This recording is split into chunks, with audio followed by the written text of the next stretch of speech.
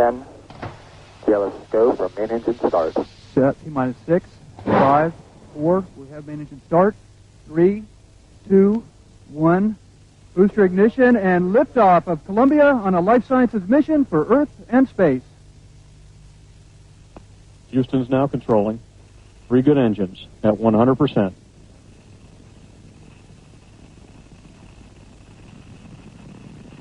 Altitude 115,000 feet, downrange distance 18 nautical miles. Altitude now 222,000 feet, downrange 48 nautical miles.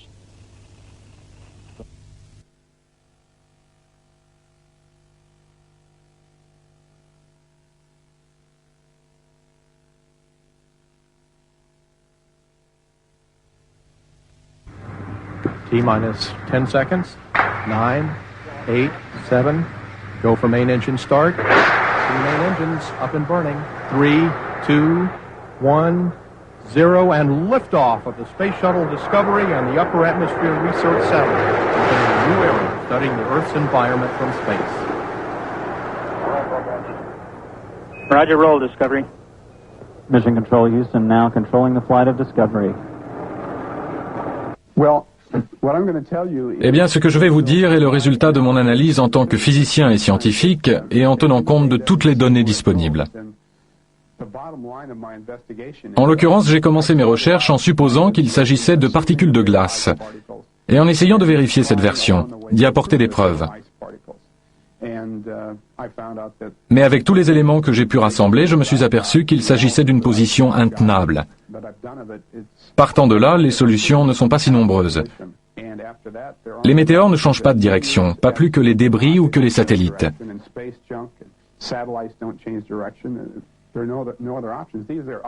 Les objets sont clairement au-dessus de la zone d'ionisation. Ils bougent dans l'espace. Pour moi, il s'agit d'engins spatiaux. Il n'y a pas d'autre explication.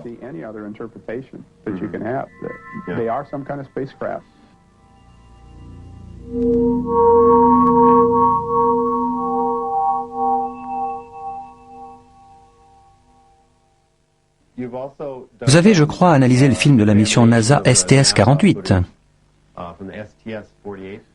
Oui, tout à fait. Pourquoi s'appelait-elle comme ça? Parce qu'il s'agissait de la 48e mission? Je ne suis pas vraiment tout à fait sûr. C'est peut-être la 48e mission, mais elles ne se suivent pas forcément dans l'ordre. Alors je trouve cela un peu déroutant, mais je suis sûr qu'il y a une bonne raison à ça. Sur ces images, on dirait des particules de glace qui ressemblent à des engins.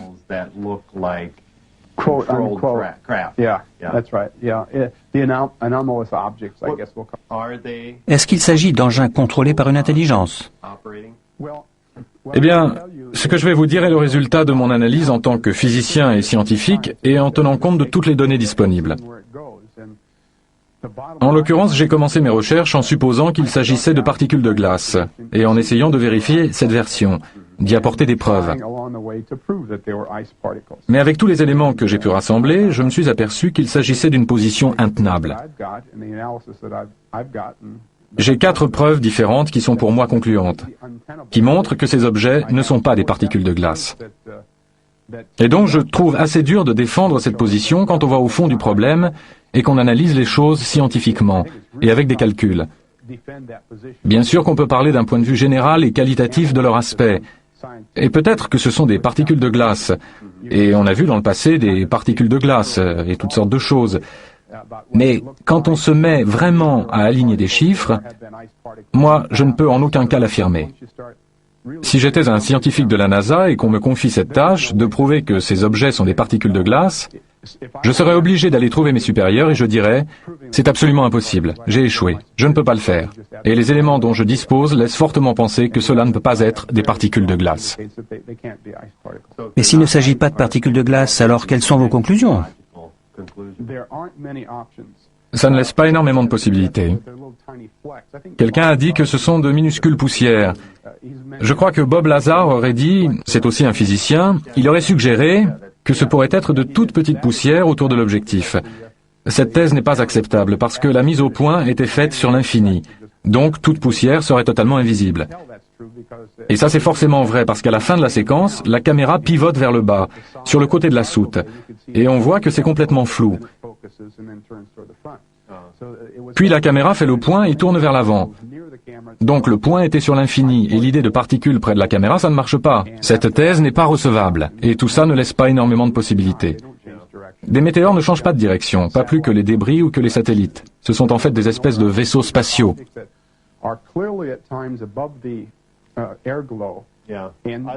En dehors de l'atmosphère. Au-dessus de l'atmosphère. Certains des objets sont des engins, on peut les voir se détacher sur le fond noir. On peut voir la Terre et la zone d'ionisation. On peut voir les engins évoluer dans l'espace. Ce sont des engins extraterrestres. Il n'y a pas d'autre explication.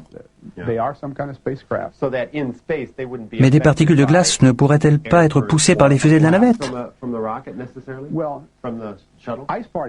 Des particules de glace, on pourrait en prélever, vous comprenez, elles seraient toutes proches, car elles seraient dans un vide autour de la navette. Mais à ce moment-là, quand les propulseurs se mettent en marche, elles seraient poussées par les gaz d'échappement.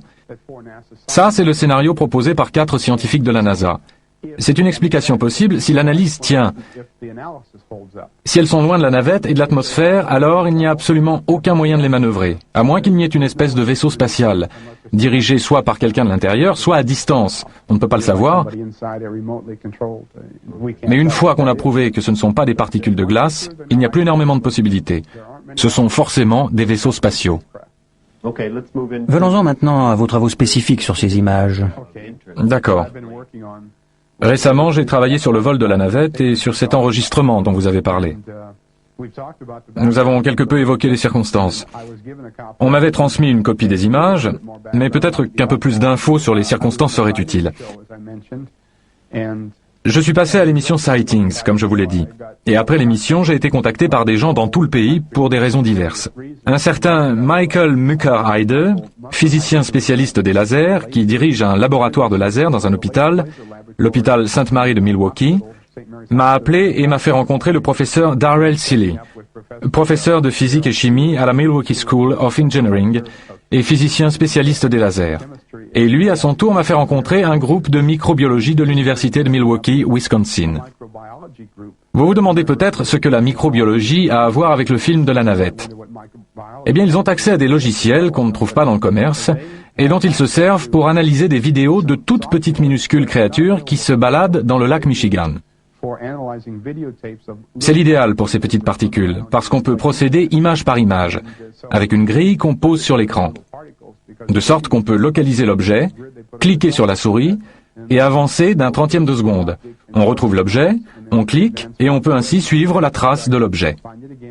Finalement, on obtient des données qui permettent de faire un graphique. Et ensuite, je ne sais pas si vous voulez tous les détails techniques, mais c'est ce que nous avons dû faire. On prend un dérivatif numérique et on obtient un graphique vitesse-temps.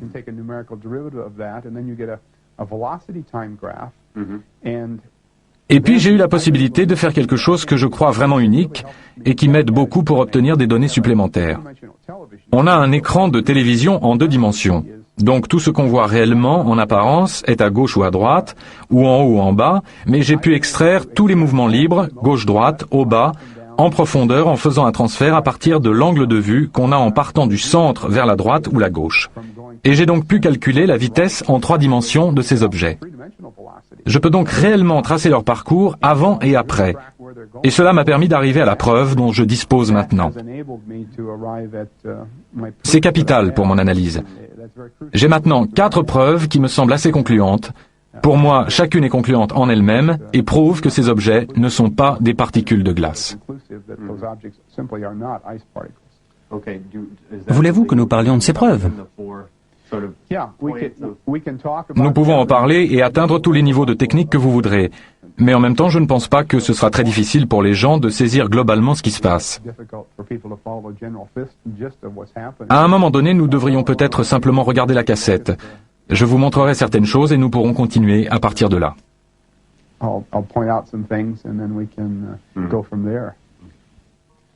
Voilà ce que nous cherchons quand nous regardons simplement la vidéo. Ici, il y a une ligne qui est en fait la zone d'ionisation. On pourrait la confondre avec l'horizon, mais elle est en fait entre 60 et 90 km au-dessus de l'horizon. L'horizon, ce sera une très légère ligne qui apparaît juste à cet endroit. Alors, il y a plusieurs objets qui nous intéressent. Il y en a 2 là en bas qui ne sont pas grand-chose. Ils descendent et j'ai fait une croix à l'endroit où le flash se produit. Celui-ci continue simplement. Celui-ci continue. Celui-là remonte d'un coup et flotte vaguement avant de disparaître. Donc il n'a rien de très significatif pour ce qui nous intéresse. Nous avons un objet lent qui dérive très lentement, puis il y a le flash, et il remonte vers le haut et à gauche. Nous avons un objet rapide qui s'introduit ici dans l'ensemble, et au moment du flash, il réagit en allant vers le haut et à gauche, comme si vous voulez bien laisser votre imagination vagabonder, comme s'il voulait rencontrer celui-là qui remonte. Et ça, c'est bien sûr l'objet qui nous intéresse principalement. Il apparaît au-dessous de l'horizon, de ce côté-ci de la Terre. Donc malheureusement, nous ne pouvons pas le placer sur l'horizon. Et puis il remonte, et au flash, il réagit en allant vivement en haut vers la droite, là. 3 secondes plus tard, on voit une traînée qui se déplace à l'endroit où il était. Une deuxième traînée peu après, qui se déplace dans la région où était l'objet lent et l'objet rapide. Et puis ceci, que j'appelle le deuxième objet, se déplace lentement vers le haut pendant un bon moment lors du flash, puis réagit en allant vers le haut et à droite. C'est donc à tout cela qu'il faudra faire attention quand nous regarderons la cassette. Okay, ready? Yeah. All right.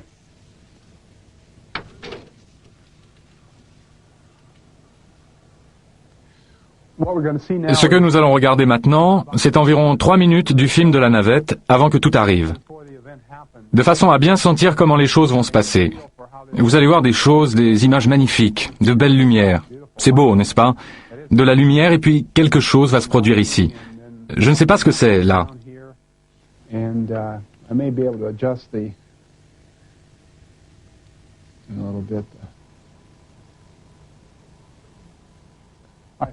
Voilà approximativement la zone où tout s'est déroulé. On dirait une ville ou quelque chose comme ça. Ça, c'est l'extrémité de la zone d'ionisation. Et l'horizon est juste là. Si vous regardez bien, vous le verrez. L'horizon de la Terre est en fait là. On voit l'étoile qui descend dans la zone d'ionisation. Là, c'est l'horizon maintenant. Et elle disparaîtra en atteignant la surface de la Terre. Et vous voyez le flash. Nous allons regarder les événements comme ils se produisent, puis nous regarderons encore 1 minute, et ensuite la caméra fera un panoramique vers le bas. Nous verrons le côté de la navette, puis elle zoomera vers l'avant. C'est comme ça que j'ai pu localiser la caméra, savoir quelle caméra était en service. Là, nous avons un peu de son.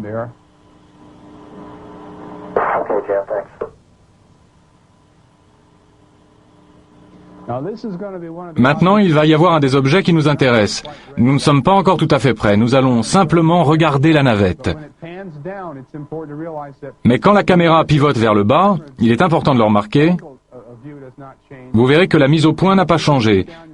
Et vous verrez quand elle pique vers le bas et qu'on voit le côté de la soute que tout est flou parce que la mise au point a été faite sur l'infini, ce qui est très important pour nous.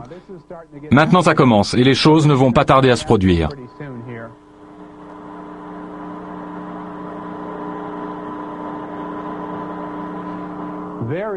Voilà l'objet numéro 2 qui remonte et qui passe comme ça.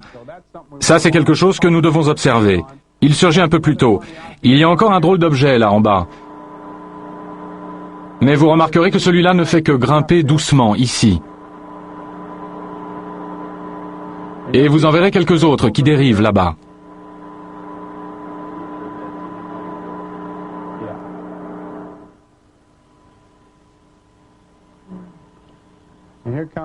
Et en voilà un. Celui-là ne nous intéresse pas beaucoup. C'est celui qui était là-bas et ensuite il s'en va. Mais voilà de nouveau l'objet numéro 2, vous voyez? Et voilà l'objet lent, celui que j'ai appelé lent. Et regardez celui-là qui s'en va. Voilà un des deux qui descendait comme ça. Nous n'allons pas tarder à voir apparaître l'objet principal. Le voilà, il est juste là. Il va aller là-bas, il y aura un flash, et il va repartir vers la droite. Il arrive. Ils viennent là, vous allez avoir un flash. Surveillez bien le flash. Il y a le flash, et le voilà qui part. Et voilà la traînée. Et voilà la deuxième traînée, un peu difficile à saisir. On ne l'a pas très bien vu. Voilà l'objet numéro 2. Ce n'est pas très facile de les observer tous en même temps. L'objet rapide, celui-là, je ne l'ai même pas regardé. Mais il est entré, il a traversé. Voilà le lent. Lui aussi, il monte comme ça. Et en voilà encore quelques-uns dont j'ai parlé, qui sont un peu trop rapprochés là pour qu'on puisse les analyser. Et dans à peu près 65 secondes, la caméra va pivoter et je vous indiquerai comment ça se passe au moment où nous le verrons. As we watch it. Discovery Houston for JO.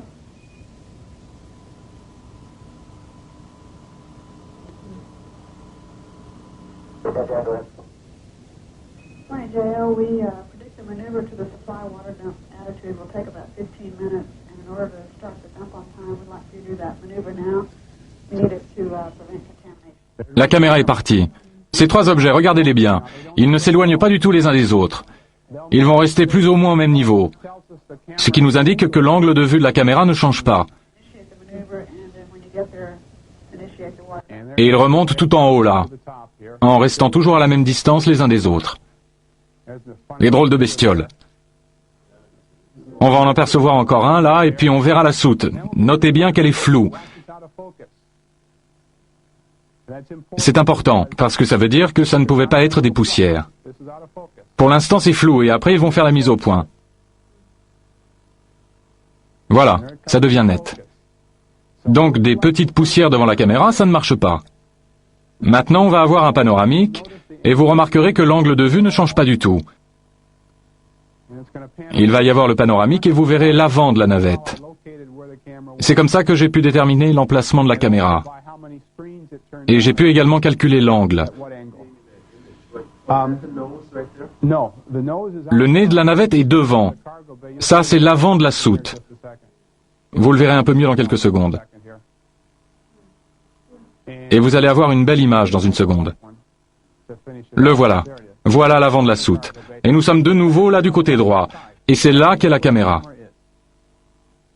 Nous allons regarder à nouveau le moment essentiel plusieurs fois. Voilà l'objet principal qui monte. Cette fois, regardez bien celui-là. Celui-là file vers le haut. Mais regardez comment celui-là réagit au flash. Et il va remonter comme ça, très vivement, en passant tout près du flash. Flash, et il est parti. Traînée. Deuxième traînée. Vous la voyez? Voilà la deuxième traînée, là. Difficile à voir, mais elle y est. Voilà le rapide, voilà le lent. Et nous les regarderons grossir à l'ordinateur dans un instant. Mais on va revoir ça encore une fois. C'est parti, la même chose. Voilà le numéro 2, et voilà celui-là, là. Voilà le principal. Voilà le lent. Vous allez voir le rapide arriver et repartir en flèche. Et le principal va de nouveau laisser sa traînée. Voilà le lent et le rapide. Le voilà. Tout petit bout de rien qui entre de ce côté, flash, et le voilà qui monte. Et voilà la deuxième traînée ici. Maintenant, nous allons voir cette partie-là grossie à l'ordinateur. Et nous allons remarquer des particularités assez curieuses. Les bips du côté droit. Il y a des bips continus, ou bien des impulsions lumineuses. Ça, c'est l'objet lent. Et voilà le rapide. Il ne bip pas vraiment. Il va arriver. Celui-ci bip et celui-là bip. Le voilà flash et il remonte. Et celui-là monte. Ça, ce sont les deux qui suivent aussi vers le haut. Celui-là aussi, vous le remarquerez, a une petite lumière qui clignote sur le côté droit. Il ne roule pas. Il ne roule pas comme le feraient des particules de glace. Et maintenant, après ça, nous allons voir l'objet principal. Donc, ils suivent leur trajectoire jusque-là. Ça, ce sont deux objets qui pourraient être intéressants. Des particules de glace, elles rouleraient. Voilà le principal, ça c'est juste un grossissement à l'ordinateur. Voilà la basse atmosphère et il vient par ici et monte en flèche, comme ça. Voyez le flash?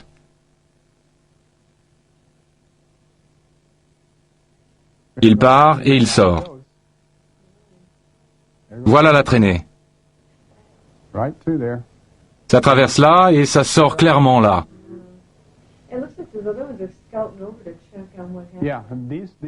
Et ils sont tous venus de cette direction. Celui-là aussi remonte. Vous voyez les voilà. Ça c'est le rapide, voilà. Et c'est à peu près tout. Je crois qu'il est important de noter qu'il y a 4 scientifiques de la NASA à qui on a demandé de regarder cette cassette et de donner leur avis. Et il faut se rendre compte, c'est important, qu'ils ont sûrement fait leur travail et qu'ils l'ont bien fait. On les a sans doute tirés de leur routine habituelle et on leur a simplement demandé de visionner un film. On ne leur a pas demandé d'en faire une analyse scientifique, écran par écran, ni rien qui ressemble au travail que j'ai fait. Simplement de regarder, de trouver une explication plausible. C'est ce qu'ils ont fait et ils l'ont très bien fait. Et de leur point de vue, au niveau où ils l'ont analysé, je vois très bien pourquoi ils ont pensé ce qu'ils ont pensé. Et si on pouvait pousser un peu plus loin l'analyse, je crois que vous voyez bien que ça ne tient pas vraiment le choc. Je ne pense pas qu'il faille considérer ça comme un conflit, nous contre la NASA. Pas du tout. On peut espérer que les scientifiques de la NASA s'intéressent au problème et que nous sommes tous des habitants de la planète Terre qui cherchons à comprendre ce qui se passe. Et tout scientifique digne de ce nom devrait avoir envie d'étudier ça un peu plus profondément. Et c'est ce que j'ai essayé de faire. Oui, regardons un peu la navette. Où les caméras sont-elles fixées? Voici la navette et voici la soute. Et les portes là s'ouvrent bien sûr. Et il y a plusieurs emplacements possibles pour la caméra. Une possibilité, c'est le centre de la navette, ici. Une autre serait sur le bras qui se déplie. Et ça pouvait être aussi à l'avant. Mais il y en a aussi une à l'arrière, et c'est celle-là dont il s'agit. Elle était environ là, sur ce côté de l'arrière, et elle était dirigée plus ou moins dans cette direction. Dirigée vers le haut, comme ça. Donc si ça c'est le point mort et que l'objet qu'on voit dans le film est là, alors si ce sont des particules de glace, ça veut dire qu'elles volent plus ou moins quelque part par là. Si ce sont des particules de glace. Et celle qu'on voit sur la droite serait un peu plus par là. Mais globalement, la zone concernée se trouve en haut de ce côté de la navette, en allant par là. S'il s'agit de particules de glace, j'ai calculé qu'elles devraient être environ à 30 mètres au-dessus des fusées de correction d'attitude. Ce qui les placerait, la navette fait environ 6 mètres de largeur, à 30 mètres, soit à peu près par là. Donc si ce sont des particules de glace, l'objet principal serait quelque part par là. Il faut bien garder cela présent à l'esprit quand nous chercherons laquelle des fusées de correction d'attitude a pu servir, parce que ça part comme ça. Donc celles-ci sont évidemment hors jeu parce que ça ne peut en aucun cas avoir été celles qui sont à l'avant. Donc les autres possibilités, c'est qu'il y ait d'autres fusées de correction d'attitude par là, de ce côté-là, et la même chose de l'autre côté. Je pense qu'on peut raisonnablement supposer qu'elles seraient placées ici parce que les objets sont là et que celui-là remonte dans cette direction. Donc c'est ce groupe-là qui doit être responsable.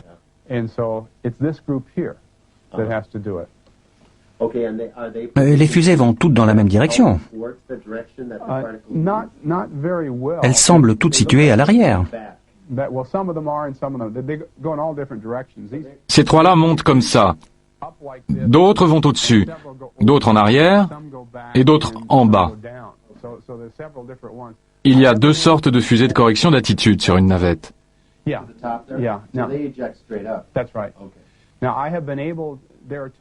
y a deux sortes de fusées de correction d'attitude sur une navette. Les fusées normales et les fusées Vernier, qui sont beaucoup moins puissantes. Les fusées normales ont une poussée d'environ 870 livres, et les Vernier ont une poussée d'environ 24 livres. Quand une fusée normale s'active, n'importe laquelle de ces fusées normales, la navette elle-même réagit en tournant d'un côté ou de l'autre. C'est à ça qu'elles servent.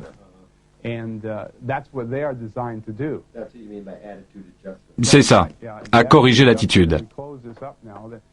Maintenant, mettons tout cela de côté pour l'instant pour nous expliquer un peu plus en détail.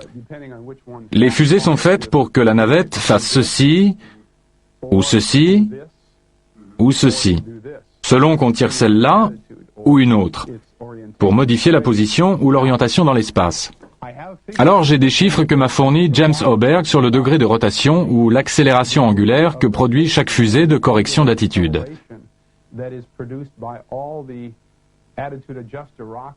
Et il se trouve, simplement pour vous donner un peu plus d'informations, qu'il y a 38 fusées de forte puissance et 6 fusées Vernier. Nous en avons déjà laissé 14, plus 2 là, nous avons déjà éliminé celle-là. Mais de chaque côté, il y a encore 12 normales et 2 Vernier ici et ici. Et je sais dans quelle direction celle-là s'active. Mais si on considère l'accélération produite par les fusées de correction d'attitude normale, et vu que le film continue 65 secondes après que l'objet est remonté en flèche, on peut calculer de combien de degrés l'image aurait dû tourner.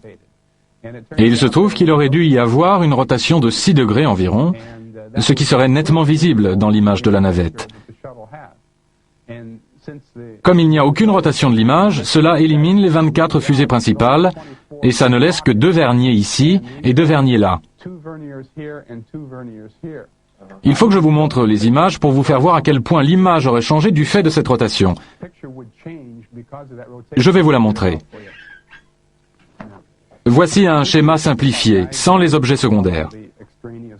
Voici notre objet principal qui arrive. Voilà le flash et il file dans cette direction. Et voilà le numéro 2 dont nous avons parlé, qui arrive et qui file aussi vers le haut, comme ça. Ça, c'est l'extrémité de la zone d'ionisation.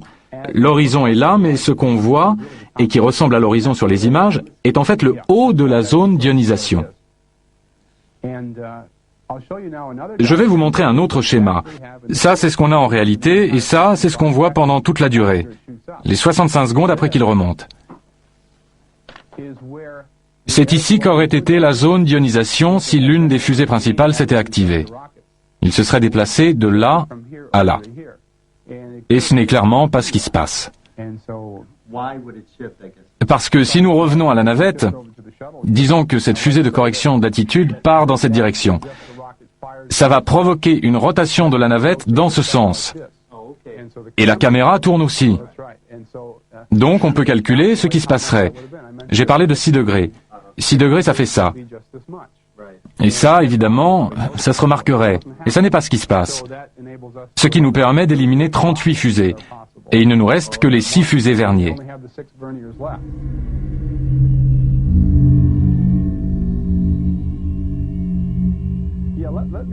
Laissez-moi vous expliquer un peu comment on peut obtenir les 3 composantes de la vitesse, gauche, droite, haut, bas et profondeur, à partir d'un écran de télévision plat. Si vous voulez bien imaginer que nous sommes au-dessus et que nous regardons la caméra.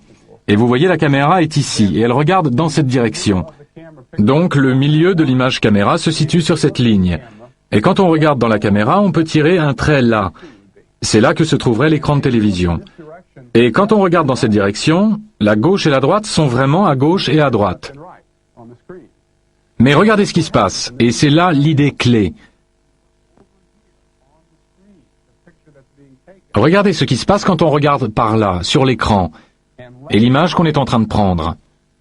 On regarde dans cette direction, et la gauche et la droite deviennent comme ça.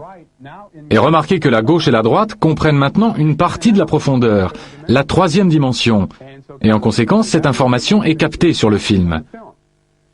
Donc, s'il existe un moyen d'extraire cette information du film et de la quantifier, alors on peut obtenir le mouvement en profondeur, en largeur et en hauteur.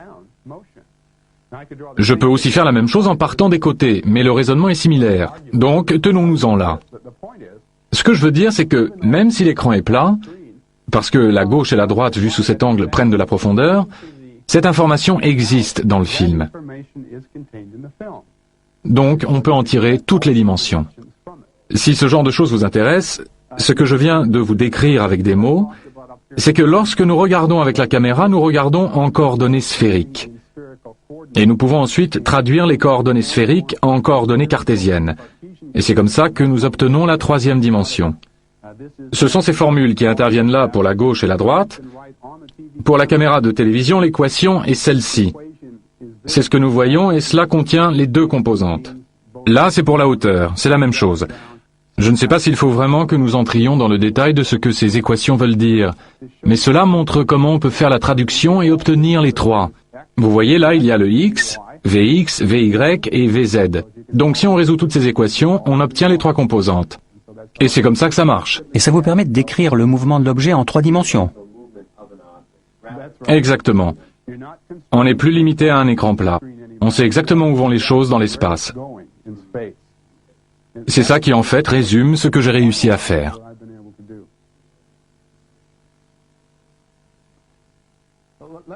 Je voudrais vous montrer quelques graphiques que j'ai faits une fois que j'ai obtenu ces données par les gens qui étudiaient cadre par cadre la position de l'objet principal. J'ai fait un graphique des positions gauche et droite de l'objet principal en fonction du temps, et voici ce que j'ai obtenu. Ceci est un graphique à grande échelle de ce que je vous montrerai en gros plan dans un instant. Mais il y a plusieurs caractéristiques que nous pouvons remarquer ici, et que nous verrons de plus près dans une minute. Vous voyez cette toute petite queue ici, ça ne ressemble pas à grand-chose, mais quand on s'approche et qu'on commence à la voir, c'est assez prononcé pour être significatif. Mais le fait que ceci descende et aille vers la droite signifie que l'objet principal sur l'écran se déplace vers votre gauche, comme vous l'avez vu dans la vidéo. Et si ceci va en haut et à droite, ça veut dire que cela fait marche arrière, et que cela repart en arrière et sur la droite sur l'écran.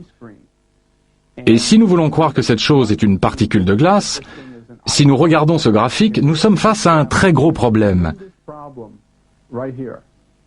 Ce que fait l'objet sur cette ligne ne monte ni ne descend, ce qui veut dire qu'il s'est arrêté net sur sa trajectoire, et qu'il s'est arrêté pendant une bonne demi-seconde. On peut se poser la question de savoir quand le flash a eu lieu. Quelque part par là, bien sûr. Donc, si on a le scénario flash, puis les gaz d'échappement, et puis la particule de glace qui se déplace, alors il faut nécessairement une séquence en 3 temps.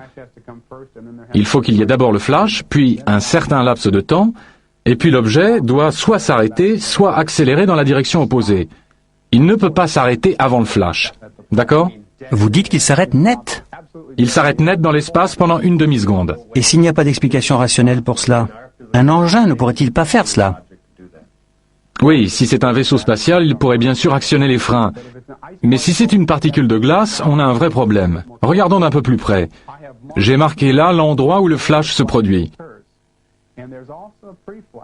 Et il y a aussi un flash avant qui est un peu dur à voir sur le film original quand on le regarde simplement. Mais les gens de Milwaukee l'ont tiré pour moi. Il y a eu un minuscule flash avant et ensuite le flash lui-même. Et les deux n'ont pas la même durée. Ce sont des données brutes, pas du tout traitées. Voilà l'arrêt, juste là. Le flash d'avant a eu lieu en fait au moment où l'objet bouge vers la gauche. Alors on se demande à quoi rime cette thèse des particules de glace si le pré-flash a arrêté l'objet et qu'il est resté planté là. Donc c'est une fusée qui fait un flash et qui l'arrête. Et après on a le vrai flash qui va ensuite le pousser. Eh bien, premièrement, ce serait une coïncidence extraordinaire que le pré-flash le pousse juste assez pour l'arrêter. Ça pourrait peut-être le ralentir ou le pousser dans l'autre sens, mais si cela se produisait, ce serait vraiment une coïncidence extraordinaire. Mais de plus, en utilisant l'analyse que je vous ai expliquée auparavant, en extrayant les 3 composantes de vitesse, j'ai trouvé dans quelle direction l'objet allait avant le flash.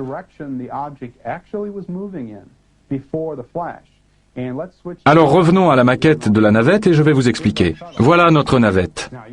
Maintenant, dites-moi comment ça pourrait marcher. Si c'est une particule de glace, elle est quelque part par là. Et je peux prouver, avec les méthodes que je viens d'indiquer, qu'avant le flash, avant le pré-flash, elle se déplace comme ceci, dans cette direction. Et si elle s'arrête, c'est forcément que quelque chose la repousse dans cette direction. Manifestement, ça ne peut pas être la navette. Donc, l'explication par le pré-flash ne fonctionne pas. La raison pour laquelle cet objet s'arrête n'est pas due à l'une des fusées de correction d'attitude. Nous avons donc un énorme problème, parce que cet objet s'arrête juste au moment ou juste avant le flash principal. Et si c'est une particule de glace, elle ne peut absolument pas le faire. Et c'est là la preuve numéro 1 que ce ne peut pas être une particule de glace. Donc, si nous ignorons ça et que nous continuons, on ne peut pas vraiment faire ça, mais enfin. Alors, nous pouvons analyser le deuxième objet, et je crois que je vais laisser ce graphique et revenir à l'image originale. Et je vous donnerai la preuve numéro 2 que ça ne peut pas être une particule de glace.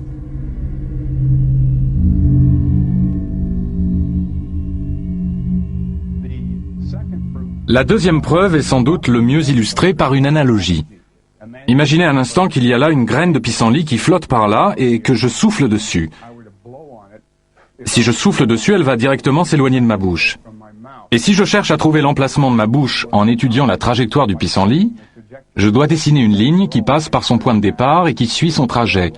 Et si je prolonge cette ligne, ma bouche se situe quelque part dessus. Sans parler de ce qui se passe si j'ai 2 pissenlits qui flottent là-bas et que je souffle sur les 2. Alors ils s'éloignent tous les 2 de ma bouche. Et si je cherche à savoir où est ma bouche, je peux le faire en traçant les 2 droites sur lesquelles ils se déplacent. Et à l'endroit où ces droites se croisent, c'est là que se trouve ma bouche. Donc je peux découvrir où se situe ma bouche. C'est la même chose pour les fusées de correction d'attitude. Quand elles entrent en action, Si ces choses étaient vraiment des particules de glace plantées là, alors elles devraient s'éloigner de la fusée de correction d'attitude. Donc si nous traçons leur trajectoire et que nous les prolongeons vers l'arrière, les deux lignes devraient se couper à l'emplacement de la fusée de correction d'attitude. Par contre, nous devons faire une petite rectification pour le deuxième objet, parce qu'il n'est pas tout à fait immobile. Il dérive légèrement vers le haut. Mais nous pouvons nous en rendre compte en prenant la pente de la ligne après et en comparant avec la pente avant.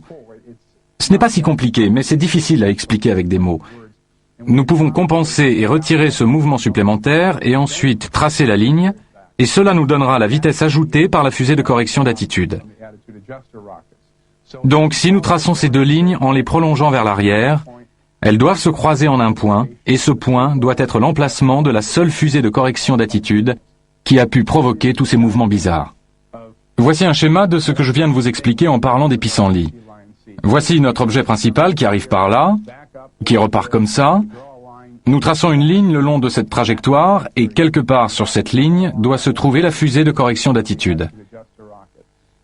Ça, c'est le deuxième objet. Ce triangle, avec les calculs que j'ai faits, nous permet de retirer la vitesse qu'il avait avant, c'est le différentiel ici, et de savoir comment tracer la ligne qui commence par ici. Donc, si nous traçons la ligne à partir de là, dans cette direction, ça, c'est la vitesse ajoutée donnée au deuxième objet. Et cela doit nous aider à le suivre et à trouver l'emplacement de la fusée de correction d'attitude. Et il me semble assez évident que ces deux lignes ne se croiseront jamais. Elles divergent même de manière importante. Et si les objets sont poussés par la fusée de correction d'attitude, elles doivent se croiser. C'est donc la deuxième preuve. Ces lignes doivent se croiser et manifestement, elles ne se croisent pas. Il y a autre chose que j'ai évoqué tout à l'heure et que je devrais préciser un peu. C'est que les fusées verniers de la navette s'activent par impulsion de 80 millièmes de seconde. Elles peuvent fonctionner en continu, mais elles doivent fonctionner pendant au moins 1 seconde et jusqu'à 125 secondes si elles doivent fonctionner en continu. Donc, les impulsions ou flashs des fusées verniers doivent durer 80 millièmes de seconde. Ceci est une courbe de lumière dont Jeff Seigno, photo-analyste du MUFON, a fait les calculs et le graphique.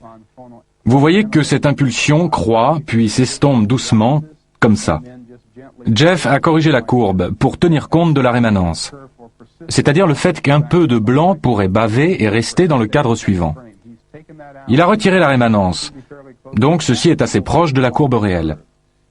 Comme vous le voyez, il faut faire les calculs, mais de cette extrémité à celle-là, cela fait 400 millièmes de seconde. Si nous prolongeons celle-là, si nous l'étirons, l'impulsion dure 400 millièmes de seconde, pas 80 millièmes de seconde. Et ce n'est pas comme ça sur la navette. Les impulsions des fusées verniers sont de 80 millièmes de seconde. 80 millièmes de seconde, ça fait à peu près ça. Donc ça devrait monter et redescendre en à peu près ce laps de temps. Et ce n'est manifestement pas le cas. Je ne sais pas si je peux élever cela au rang de preuve à part entière. J'ai parlé tout à l'heure de 4 preuves. J'aurais dû dire que j'en ai 5.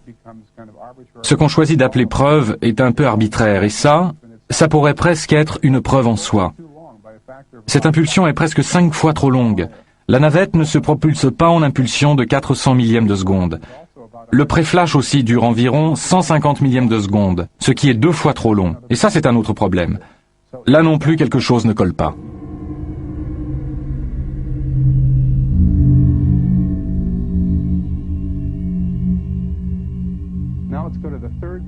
Venons-en à la troisième preuve, partant du principe que l'objet est une particule de glace. On part d'une comparaison entre la vitesse réelle, calculée à partir du film en mètres par seconde, et ce qui devrait être sa vitesse s'il était tiré par les gaz d'échappement de la fusée de correction d'attitude. Cela implique ce qu'on appelle la force de traînée, et ça fonctionne à peu près comme ça. On prend un objet posé là, et puis il y a l'échappement. Supposons que l'objet est très gros et ne va même pas réagir. Alors l'échappement se produit et passe de part et d'autre et l'objet ne bouge pas du tout. Le temps que l'objet met à ressentir l'échappement, c'est le temps qu'il faut au gaz d'échappement pour le dépasser. Mais si l'objet est à peine plus petit et que l'échappement est un tout petit peu plus fort, alors en l'atteignant, l'objet va l'entraîner un peu avec lui. Et alors il faudra un peu plus de temps pour que les gaz d'échappement passent. Et ceci continue avec la vitesse constante. Donc l'objet sera tiré et précipité par les gaz d'échappement, tandis que les gaz d'échappement passent. Maintenant, on peut calculer en théorie. Faire le rapport entre le temps pendant lequel l'objet est dans les gaz d'échappement et le temps qu'il faudrait aux gaz d'échappement pour dépasser un objet qui ne bouge pas. On prend ce rapport et avec ce rapport, on peut calculer quelle doit être la vitesse de l'objet par rapport aux gaz d'échappement quand ils finissent par le dépasser. Et si on regarde les chiffres, l'objet du film accélère pendant 1,7 secondes. La durée de l'échappement est de 0,4 secondes, ou 4 millièmes de seconde. On met tout ça en équation et il se trouve que l'objet devrait aller à environ 98% de la vitesse de l'échappement de la fusée Vernier. Je crois avoir mentionné tout à l'heure que cela fait environ 2700 mètres par seconde. La vitesse réelle de la Vernier à cet angle se situerait sans doute aux alentours de 2800 mètres par seconde. Ce qui place la vitesse de la particule de glace à environ 2750 mètres par seconde, parce qu'elle accélère pendant cette durée. Nous pouvons le calculer à partir des chiffres que nous avons vus sur la vidéo. Les particules de glace devraient se déplacer à environ 2750 mètres par seconde, soit approximativement 10 000 km/h. Maintenant, voyons comment nous allons calculer la vitesse réelle de la particule de glace. Nous avons la vitesse. Il y a 3 composantes, comme nous l'avons vu. Mais la vitesse n'est exprimée qu'en pixels, ou en petits points sur l'écran par seconde, pas en mètres par seconde. Alors voici comment nous situons l'objet. La caméra est là. En la mettant à peu près comme ça, l'objet est à peu près par là. Disons qu'il y a une ligne entre la caméra et l'objet. Et nous ne savons pas où est l'objet. Il pourrait se trouver n'importe où entre la caméra et l'horizon. Donc, quelque part sur cette ligne. Quelque part. Alors, pour déterminer l'endroit où il doit être, s'il s'agit d'une particule de glace, on prend la direction de la vitesse qu'on a trouvée et on vise à partir de la fusée de correction d'attitude, parce que si c'est la fusée qui pousse l'objet, elle doit bien le pousser dans la direction où il va. Voici donc la deuxième ligne. Il y a une ligne là et une ligne là. L'objet se trouve là où les lignes se croisent, ou se croisent presque. C'est comme ça que j'ai découvert où l'objet doit être si c'est une particule de glace. Et il est à peu près juste là, quelque part. Et donc c'est là qu'il est. Une fois qu'on l'a placé là, on peut traduire les pixels par seconde, en mètres par seconde, et savoir réellement à quelle vitesse il va. Alors il y a 2 manières de calculer la vitesse réelle de l'échappement de la fusée. Premièrement, nous savons que l'objet commence à être poussé ou à accélérer à un moment donné. Nous savons quand le flash a lieu. C'est un intervalle de temps. Nous connaissons maintenant la distance entre la fusée et le point. Donc voilà la distance. Comment calcule-t-on la vitesse? On divise la distance par le temps. Si vous parcourez 160 km en 2 heures, quelle est votre vitesse moyenne? C'est 100 divisé par 2, soit 80 km par heure. Donc en divisant la distance par le temps que met l'objet à démarrer, on obtient la vitesse de l'échappement de la fusée. Donc, sachant à quel endroit ces lignes se croisent, nous pouvons entrer les chiffres. Et lorsque j'ai fait ça, j'ai trouvé que la vitesse de l'objet, si c'est une particule de glace, calculée à partir des données du film, devrait être d'environ 1,50 m par seconde. Et nous venons de voir qu'en fait, elle devrait être de 2800 mètres par seconde. Et ces chiffres sont tellement éloignés qu'ils ne sont même pas comparables, de 1,50 m à 2800 mètres. Donc nous avons là, je pense, une preuve très solide que l'objet en question, l'objet principal, ne peut pas être une particule de glace. C'est simplement une question d'ordre de grandeur. Il ne va pas assez vite. Et voilà notre 3e preuve.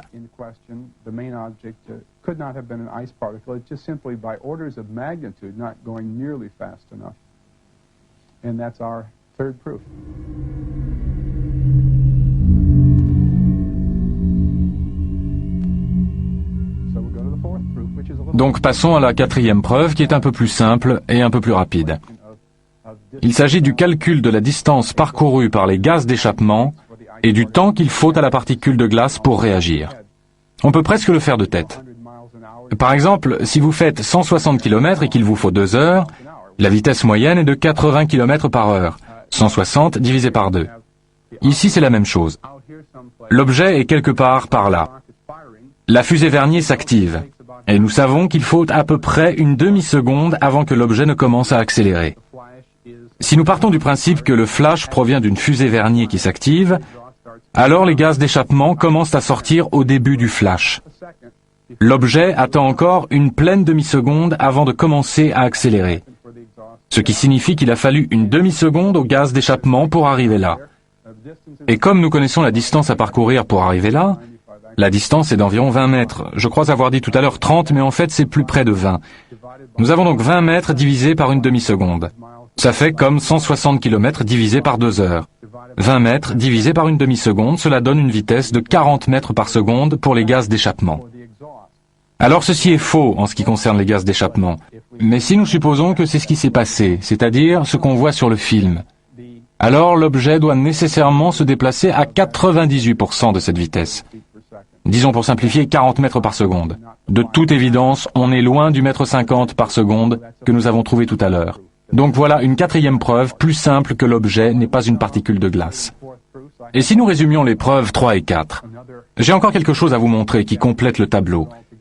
La vitesse de la particule de glace, puisqu'elle accélère pendant 1,7 secondes, puisqu'elle accélère pendant tout ce temps, doit être d'environ 98% de la vitesse de l'échappement, donc 2800 mètres par seconde. C'est obligatoire.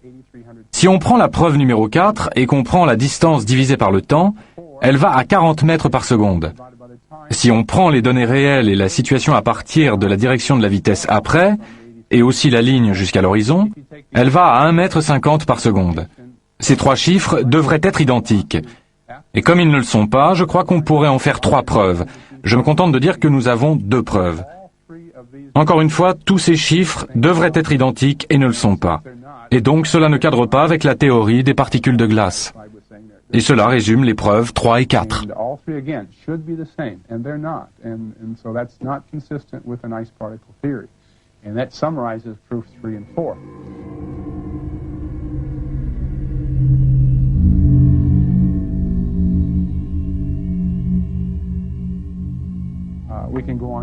Nous pouvons maintenant passer à la preuve numéro 5.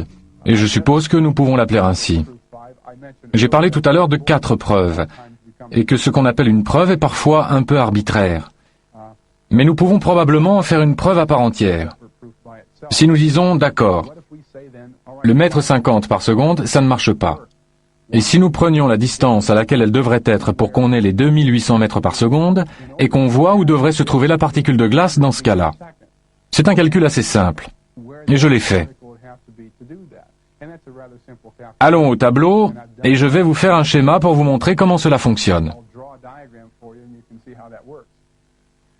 Ça, ce serait la particule de glace.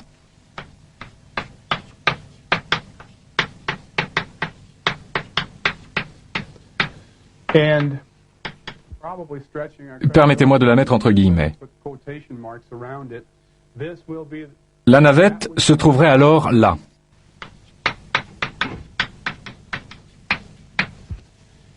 Et ceci n'est en aucun cas à la bonne échelle. À cette échelle, la navette serait un point inimaginablement petit. Nous regardons d'en haut, au cas où vous ne pourriez pas le voir avec ça. En tout cas, au bout du compte, si nous plaçons la particule de glace là où elle devrait se trouver pour avoir une vitesse de 2800 mètres par seconde, cela fait un peu plus de 35 km.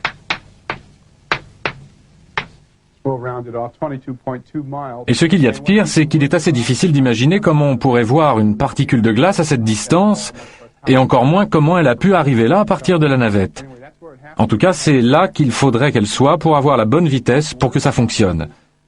Et le pire, souvenez-vous que nous savons dans quelle direction va l'objet après le flash, et cette direction c'est vers le haut, quelque chose comme ça. Et si on fait le tracé en sens inverse, on trouve que la fusée de correction d'attitude devrait se trouver ici, c'est-à-dire un peu moins de 24 km au-dessous de la navette.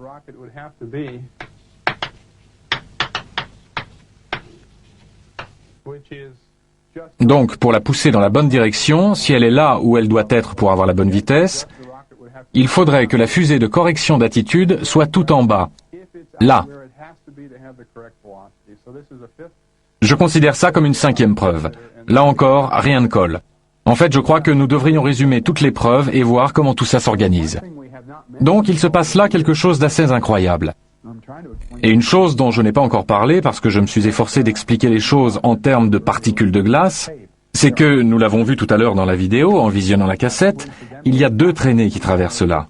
Comme par hasard, après que la particule principale s'éloigne en accélérant, il y a une traînée qui vient par là. Qu'est-ce que c'est? Et il y a une autre traînée qui vient là à droite, là où se trouvaient d'autres particules au moment où elles ont accéléré. Et le fait qu'il y ait eu deux flashs, un pré-flash et un flash, forme une sorte de coïncidence avec ces deux traînées. Et donc je ne dis pas vraiment ce qu'elles sont, je n'ai aucune preuve indiquant ce qu'elles sont. Mais une interprétation possible est certainement que ce sont des missiles. C'est ce que certaines personnes ont dit.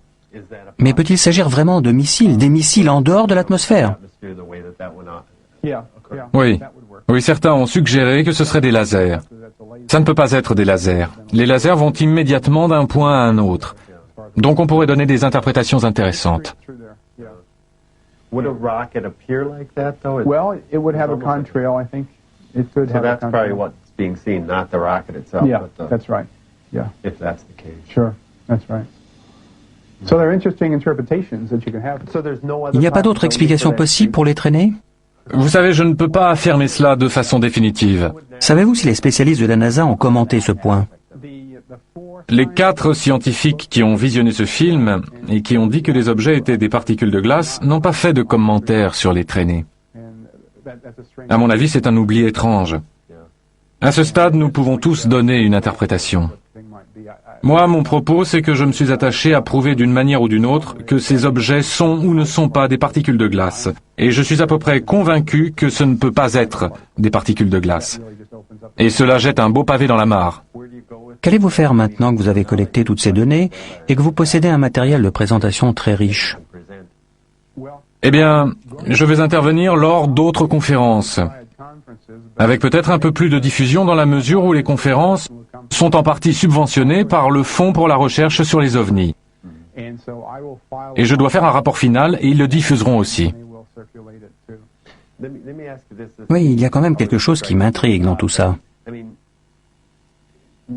La NASA doit bien savoir quelque chose sur ces objets. Oui ou non? Ils doivent bien avoir une idée. Je voudrais clarifier. Nous ne faisons que spéculer, mais dans ce cadre-là, je vais spéculer si vous voulez. On pourrait penser qu'ils savent qu'il se passe quelque chose de bizarre. À moins qu'ils s'en fichent un peu. On ne peut pas réfléchir à la place des gens. Je suis sûr que certaines personnes regarderaient ça et diraient que ça doit être des particules de glace. Avez-vous été récemment en contact avec eux et connaissez-vous un peu ces scientifiques? J'ai passé l'été 1991 au Marshall Space Flight Center à étudier la surface du Soleil et ses composantes.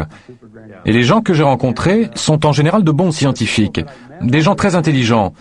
Ils rentrent chez eux le soir et ils regardent la télévision ou je ne sais quoi, et pour la plupart, ils ne s'intéressent que de très loin aux ovnis. Le terme ovni n'a pas été prononcé de tout l'été où je suis resté là-bas. Donc je comprends aisément que des gens n'aient même pas envie de penser une seconde que ce puisse être des ovnis, et qu'ils disent, eh bien, des particules de glace, ça me va. Donc, si je comprends bien, pour vous, l'attitude de la NASA est plus proche de celle de l'opinion publique que de celle du gouvernement. Ce n'est pas comme s'ils étaient tous là à nous cacher les choses. Loin de là. Ils sont comme nous. Ils regardent et si ça se trouve, ils se posent des questions aussi.